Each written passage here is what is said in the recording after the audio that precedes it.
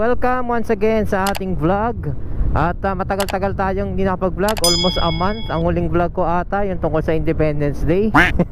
Anyway, ngayong araw ay medyo hindi patungkol sa motorsiklo ang ating topic, kundi tungkol sa isa kong hobby, kundi ang pagko-collect ng laruan. Yan. Particularly, kino-collecta ko yung mga Thor figures.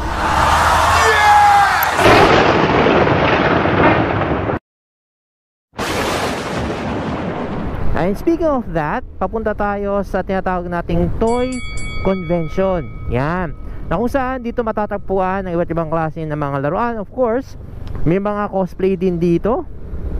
At iba't iba pang mga kagamitan tulad ng mga comics. Meron din yung mga comics. May mga pa-contest din, raffle prizes. So sobrang saya ng event na yan. At taon-taon talaga pinupuntahan ko. Normally ang toy ko nagaganap yan sa may SM Mega Mall. Yan, sa pinaka-tuktok na bahagi ng SM Mega Mall. And there's a time also na umattend kami sa SMX Convention dyan sa Mimoa.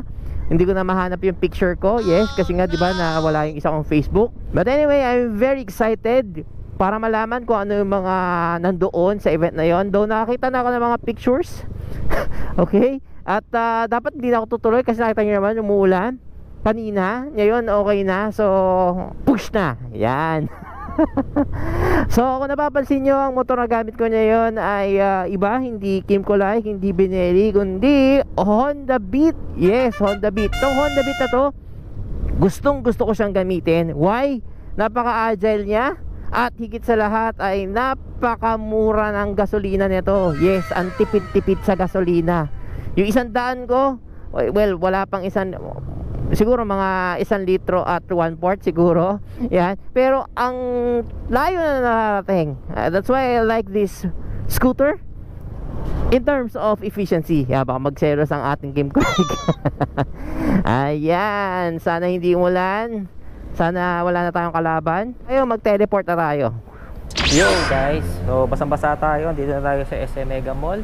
At later on, pupunta na tayo sa mismong entrance. Ang bayad ata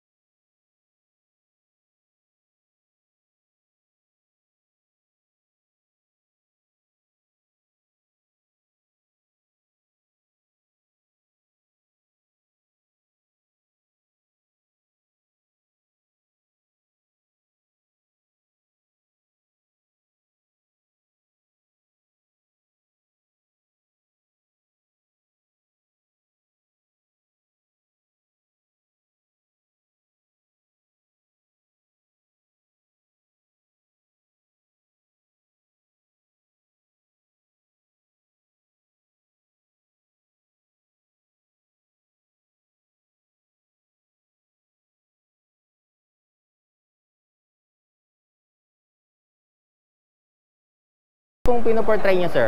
Hi, I'm Dr. Strange from the Multiverse of Man. Wow! I am Batman.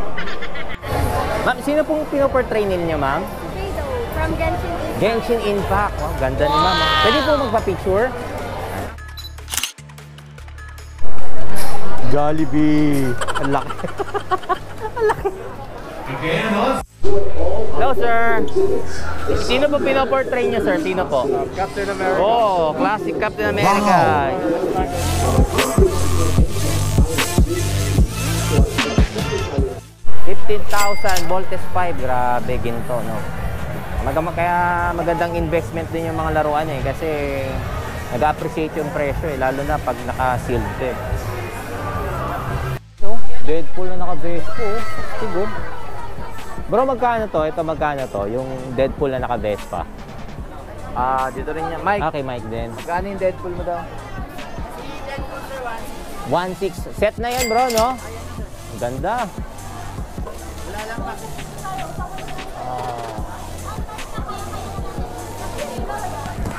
Ang ganda ng t-shirt, grabe. Batang 90s, oh. Zenki, Eugene, BTX. Grabe. Ano ka, magkano? Ma'am, magkano po yung t-shirt, ma'am? 550. Ganda, ganda ng print. Oh, ganda ng kanyang mga t-shirts, oh. Tsaka yung pagkaka-print niya maganda, heavy duty. Hindi to ano kagad. Oh, silk screen, sir, no? Hindi to kagad matatanggal. Heavy duty to. Hindi katulad ng mga vinyl. Tsaka yung tela niya malambot. Sir, anong cotton? Heavy cotton. Heavy cotton. So, pangalan ng shop nila ay Matikas Artwear. So, yan. So, guys, baka interesado kayo, nandun sa Shopee. Pero definitely, bibili ako. Wala lang akong dalang cash eh. Ma'am, thank you po, ma'am, sir, ha.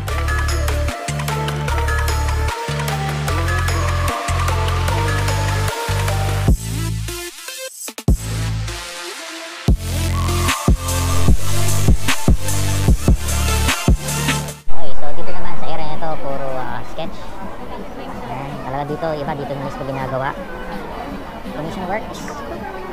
Sketchy work at akong 100 pesos each. Ang ganda. Sila gumawa niyan. So dito, sa section naman na to ay puro comics. Name it, halos lahat ng comics dito and naka-sale sila. Ayan, Star Wars, Marvel, DC, everything. 100 pesos lang, oh. Ganda ng condition. Plato tayo dito. Merong mga kotse, mga matchbox. Hello, ma'am. Hello po. Sino po pinoportray ninyo, ma'am? 02 Bunny Suit. Bunny Suit kayo po, ma'am. Yuri from Spy Family. Gaganda ninyo, ma'am. Pwede po magpa-picture, ma'am? Sure. Si Purunga at saka si Shenron, mga dragons na Dragon Ball Z. Ganda. So ito yung Marvel Icons na Venom. Dati meron ako nito. Binenta ko ng 1,000. Ngayon, ate, magkano ulit ito? 5,000 na siya. Tignan niyo naman yung mga laruan. Nag-a-appreciate siya. Magandang investment talaga. Sir, kano po yung Shinchan? 45,000? Damn! Pero ang ganda. Hello. Good evening. Sino pinoportray mo? Okay, so bukod sa mga laruan, meron din sila dito na mga K-pop related stuff. Yan. Pictures niya doon kung picture ba to or sticker. Hindi ko sigurado. BTS ata to kung daw nagkakamali. Ito naman, puro Funko Pops. Mabenta to. Actually, parang siguro mga 30% dito or 20 to 30% dito. Puro Funko Pops ang binibenta. No character. No character. Just parang Alice in Wonderland in pandemic. Ay, so, ganyan naman ito, ha? Pwede mo ba picture? Sure.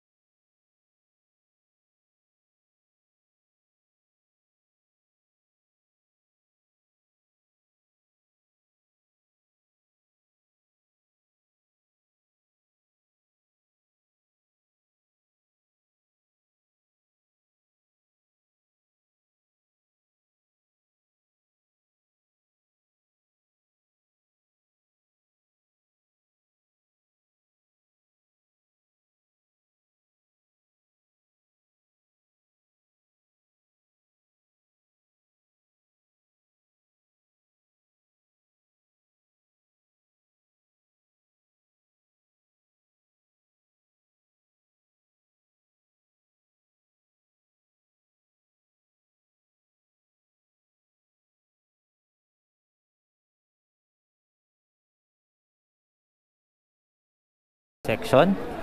Hindi ko ano meron dito. Entrance, exit, entrance. So, normally kasi, hindi ganito kalaki yung kinukuha nila. This time, 3 halls sila. Ay, ganda oh. Raya namin. Wow! Right here. Nandito sila tayo sa gallery section ng Toy-Con. Ang ganda na nakikita natin. Siyempre, hindi pa rin mawala yung mga cosplayers. Okay, so ito ay Voltron collection. Naalala ko meron ako nung kulay blue nung bata ako. Okay, ganda ng forma ng Volt S5 oh. Lego motorsiklo. I think this one GS to eh. GS, BMW GS, Ducati Panigale if I'm not mistaken. Ito siguro Scrambler or Cafe Racer nila. Ito sa Toy-Con, kung napapansin nyo, bilang na bilang lang yung mga bata. Diba? Ang weird. So isipin mo pag toys, mahilig mga bata. Pero natignan mo naman oh, wala kang makitang bata. Toys for the big boys. Sailor Moon ka dito, syempre. Sailor Moon na Barbie ata to. At ito mga paraphernalia ni Sailor Moon na hindi ako masyado pamilyar. Ayan. Okay, so kung merong Sailor Moon, meron ding card captor Sakura. Napakakulay. Masarap sa mata.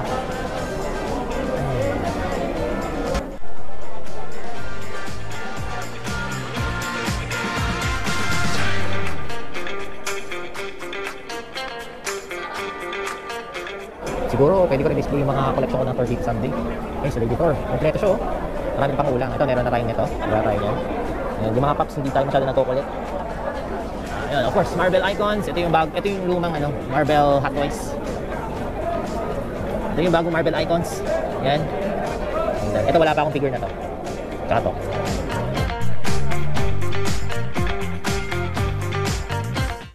Yes sir, paano nga sir, pa side-side?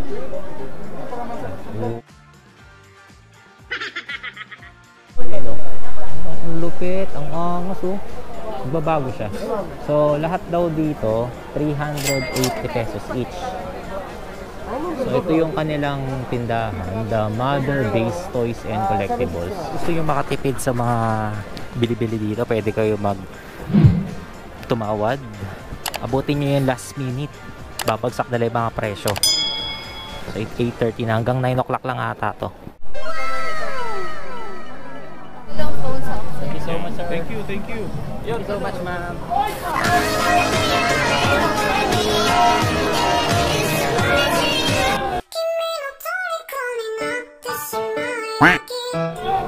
Wow!